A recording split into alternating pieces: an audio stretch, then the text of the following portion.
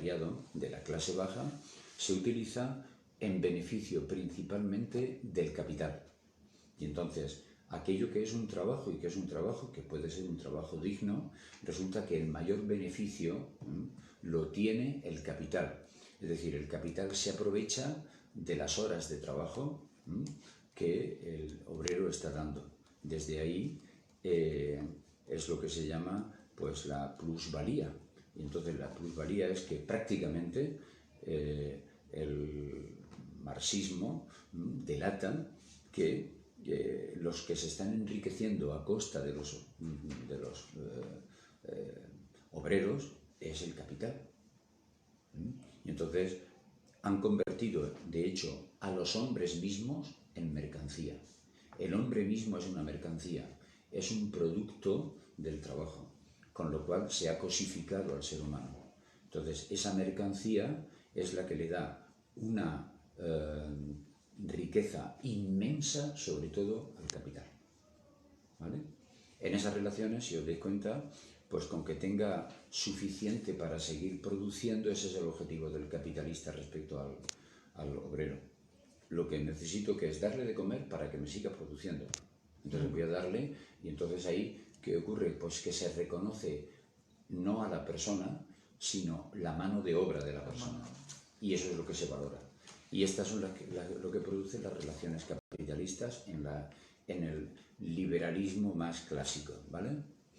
El marxismo viene después y lo que hace es criticar absolutamente todo ese sistema para poner de relieve que no, que los seres humanos del mundo obrero, es decir, que somos seres humanos también todos los obreros, y que entonces tenemos derecho a vivir con la misma dignidad y libertad y fraternidad que ustedes están diciendo que son el eslogan del liberalismo de la época después de la Revolución Francesa.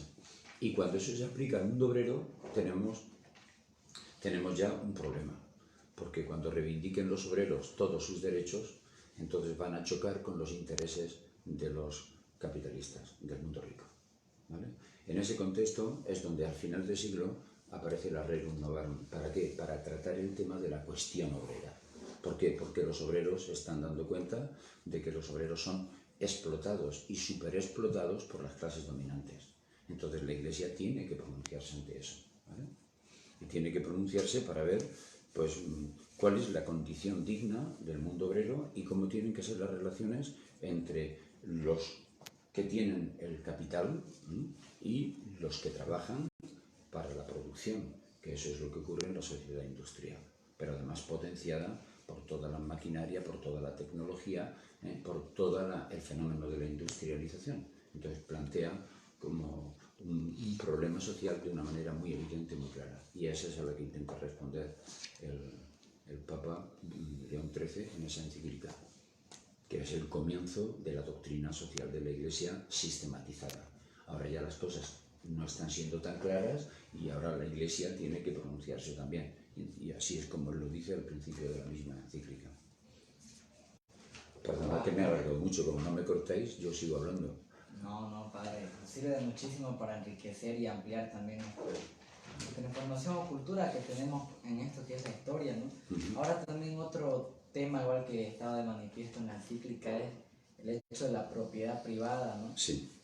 Cómo el hombre tiene derecho a eso desde su creación o desde antes, cómo se puede relacionar o hacer una analogía a la relación privada, la propiedad privada con tal vez lo que se nos enseña desde la Biblia, ¿no? En Génesis, que al inicio el hombre es administrador de la tierra. ¿Qué relación hay con ello?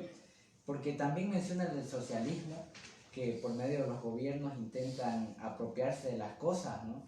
En este caso, que todo es para el pueblo. Hablo de ese tipo de socialismo, de que todo pasa a ser en común y que, o sea, se coarta la libertad de tener esas cosas o de administrar.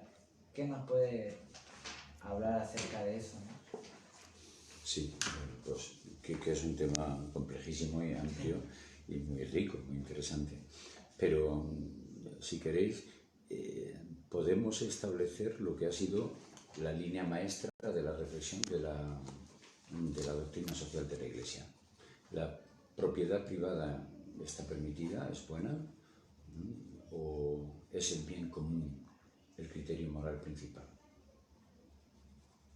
Porque la búsqueda del bien común podría decir, no, hay que buscar el bien común por encima de la propiedad privada. ¿Vale? Entonces, la relación entre ambos elementos es una relación que hay que trabajar, discutir, sobre todo para una cuestión que es la que la Iglesia resalta. La Iglesia ya en la misma encíclica esta lo que nos hace es plantear el tema de que tanto los ricos del capitalismo, como los obreros, que son la clase trabajadora, la clase baja, ¿no? La clase obrera, el proletariado, ¿no? Son todos personas humanas con necesidades básicas exactamente igual, toditos, que necesitamos para sobrevivir, para comer, para vestir, para sacar adelante la familia, los hijos. Entonces aquí hay una cuestión que es la dignificación de la persona humana. Y en esa dignificación de la persona humana, lo que ya claramente delata la Rerum Novarum es que pone los puntos sobre las íes. Antes de decir que defiende la propiedad privada como un derecho de la libertad individual, es porque al fin y al cabo todo es propiedad privada. Porque, mirad, no es propiedad privada solamente aquello que yo tengo, esta quinta de tierra y que es mía, o que la casa esta que tengo es mía porque la he comprado yo, sino con qué la has comprado, tú o tu padre o quien haya sido. ¿Con qué la has comprado? Con el fruto de tu trabajo. Entonces, tu trabajo es también propiedad privada, el tuyo. ¿Y de quién es tu trabajo? Tuyo. Y entonces se amplía el concepto de la propiedad privada, de tal manera que lo que viene a desenmascarar el marxismo, y en ese sentido el marxismo, no vayamos a pensar que el marxismo es negativo. El marxismo es negativo en cuanto se ha convertido en una ideología para que se rompan las relaciones humanas por la lucha de clases. Entonces, en el manifiesto comunista al final lo que propugna es la dictadura del proletariado. Y la dictadura del proletariado es que en lugar de que estén ocupando el poder los ricos, que lo ocupen los obreros. Pero si además le llamas dictadura también, es evidente que es que todo obedezca al dictado de los obreros. ¿Se entiende bien? Entonces, ahí hay una cuestión que es que cambian los papeles, pero no dejan de ser, digamos, las relaciones siguen siendo del mismo tipo. Son relaciones de opresión, relaciones de explotación de los otros. Entonces, lo que surge en el manifiesto comunista, lo que surge en el marxismo propiamente, es la crítica al capitalismo y una crítica que es razonable. ¿Por qué? Porque en realidad lo que está haciendo el capital es tomando como posesión no solamente la propiedad privada de mi finca o de mi industria o de mi fábrica, sino que está tomando como suyo el trabajo de los demás, porque eso es lo que mayormente lo está enriqueciendo. Entonces, la fuerza productiva, ¿dónde está? En el trabajo de los seres humanos. Él lo ha convertido en una mercancía, tanto que él se aprovecha de esa mercancía convirtiendo a las personas, el capitalismo, convierte a las personas en productos. ¿Por qué? Pues porque se está beneficiando del trabajo como un producto de la industrialización que le lleva a tratar a los demás como cosas, como objetos, no como personas.